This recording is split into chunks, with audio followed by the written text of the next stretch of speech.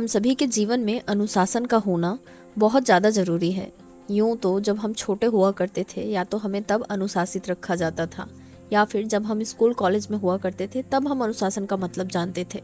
लेकिन जब से हम ससुराल में आ गए हैं, हमारी शादी हो गई है, हमारी लाइफ में कोई अनुशासन नाम की चीज़ बची ही नहीं है। हमारी लाइफ जैसे दिशाहीन हो गई है। हम मिडिल क्लास लड़कियों की सबसे बड़ी प्रॉब्लम यही होती है कि हम शादी से पहले जो ज़िंदगी जी रहे होते हैं, शादी के बाद बढ़ा चढ़ाकर वही ज़िंदगी हमें और ज़्यादा जीनी पड़ जाती है।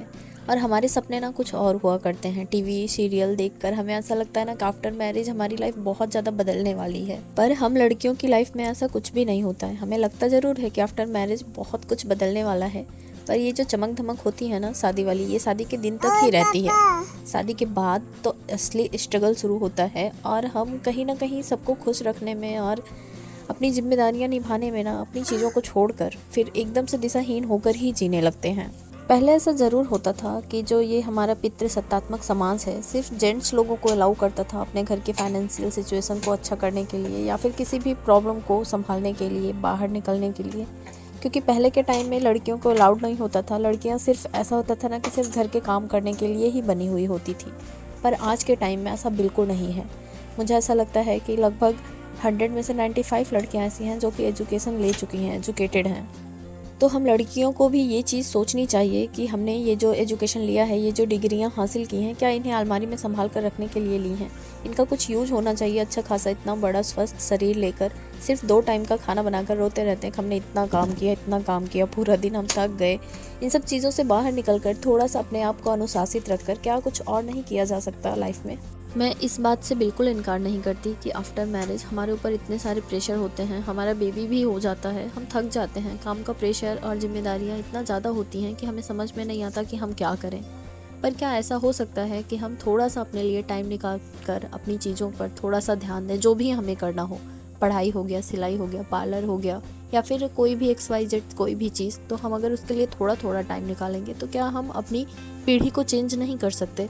अगर हम नहीं बदलेंगे तो हम अपने बच्चों के उज्जवल भविष्य की कामना कैसे कर सकते हैं? बात बहुत छोटी सी है पर सोचने वाली है, और उम्मीद करती हूँ कि आप सभी इस बात पर जरूर गौर करेंगे। और चलिए इन्हीं कुछ बातों के साथ आज के ब्लॉग की शुरुआत करते हैं।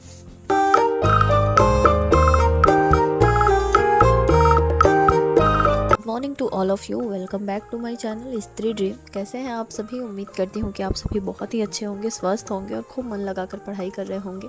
आप लोगों की दुआओं से मैं भी बिल्कुल ठीक हूँ और अभी मेरे दिन की शुरुआत हो गई है और मैंने किचन के काम शुरू कर दिए हैं। अब आप सभी को वॉइस के साथ थोड़ा सा कॉम्प्रोमाइज़ करना पड़ेगा क्योंकि अभी मेरे पास माइक नहीं है और मेरे घर में 9 तारीख को शादी है। आज 26 तारीख हो गया है तो लोगों का आना जाना शुरू हो गया है। तो हमारा, जैसे आप सभी को पता ही है, जॉइंट का घर है, लोग रहते हैं। अभी मैंने इस चैनल के बारे में किसी को बताया नहीं है, तो मैं नहीं चाहती कि मैं किसी के साथ, मतलब किसी के सामने ये सब शो ऑफ करूं कि मैं चैनल चला रही हूं। क्योंकि पता है, जब तक हम अपने जीवन में कहीं किसी मुकाम तक पहुंच नहीं जाते हैं ना, लोग सिर्फ हमारा मजाक उड़ाते हैं और बातें बनाते हैं। क्योंकि कोई सपोर्ट नहीं करता है, स्पेशली घर वाले तो बिल्कुल सपोर्ट नहीं करते। मैंने ऐसा पर्सनली, मतलब एक्सपीरियंस है मेरा, कि घर वाले सबसे पहले गिराने की कोशिश करते हैं। इस चैनल के बारे में सिर्फ मेरे हस्बैंड को पता है, इवन मैंने अपने मायके वालों को भी नहीं बताया है। और मेरी सासू माँ को मतलब आइडिया है कि मैं वीडियो बनाती हूँ, पर उनको मतलब प्रॉपर नहीं पता है, मेरा चैनल भी नहीं पता है कि मैं कहाँ डालती हूँ, क्या करती हूँ।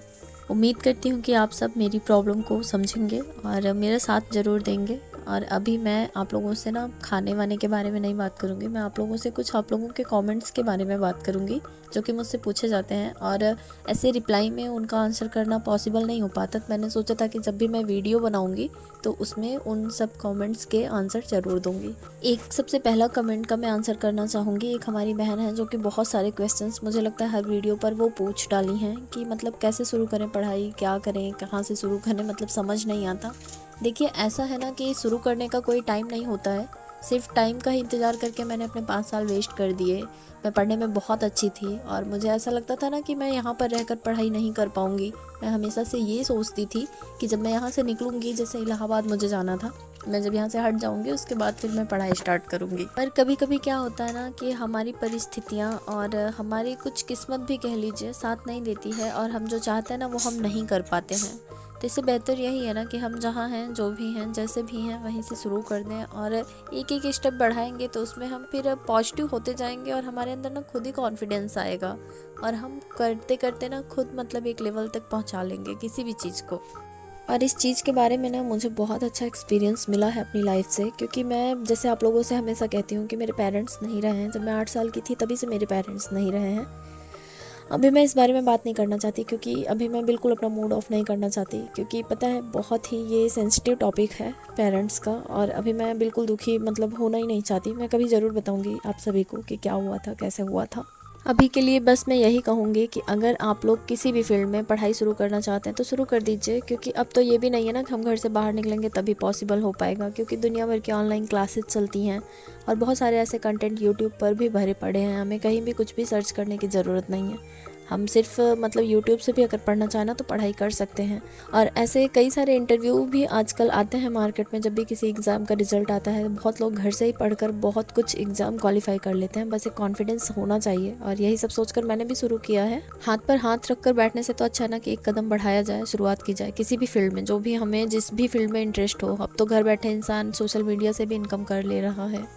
तो आज के टाइम में तो बिल्कुल सोचने की ज़रूरत ही नहीं है कि हम क्या करें क्या ना करें, हम कहाँ से शुरू करें। हाँ, ऐसा हो सकता है कभी कभी हमें ऐसी फैमिली मिल जाती है जो हमारा सपोर्ट नहीं करती है, हमारा साथ नहीं देती है।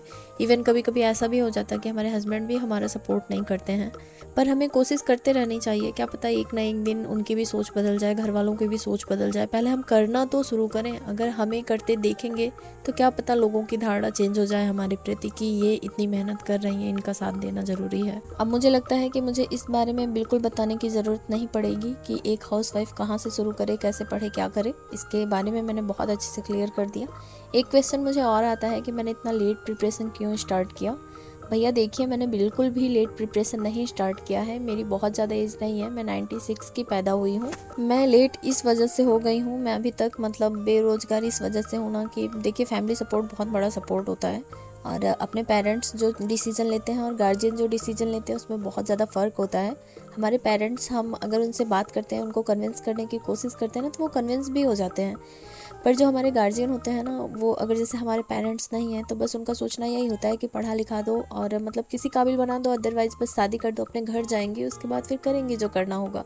क्योंकि कोई किसी की जिम्मेदारी ना पूरी ज़िंदगी भर के लिए नहीं उठाना चाहता। और जब मैं शादी करके आई तो मैं कुछ टाइम के लिए इलाहाबाद गई थी पढ़ाई करने के लिए। पर क्या होता है ना, कभी कभी हमारी सिचुएशन और भगवान भी कभी कभी हमारा साथ नहीं देते। मेरे हस्बैंड की तबीयत ख़राब हो गई और उसके बाद मुझे फिर घर आना पड़ा। उसके बाद चीज़ें ना बिगड़ते ही चली गई। बीच में कोविड आ गया, 2 साल उसमें चला गया। फिर उसके बाद मेरी प्रेगनेंसी चालू हो गई, फिर मेरी डिलीवरी हुई। मेरी डिलीवरी भी सिजेरियन हुई। फिर मेरी बेटी छोटी थी, तो इस वजह से काफ़ी ज़्यादा टाइम निकल गया। पर अभी बहुत ज़्यादा लेट नहीं हुआ है, मैं चाहूँगी तभी भी मैं कर सकती हूँ।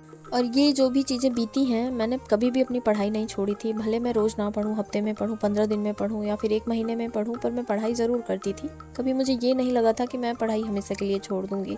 हाँ, एक बार मुझे लगा था कि मैं पढ़ाई छोड़ दूँगी, पर मेरे एक भैया हैं, उन्होंने मुझे बहुत ज़्यादा मोटिवेट किया था। उसके बाद से मैंने स्टार्ट किया। फिर मैंने कभी भी पीछे पलट कर नहीं देखा और कभी नहीं सोचा कि मुझे पढ़ाई छोड़ देनी चाहिए।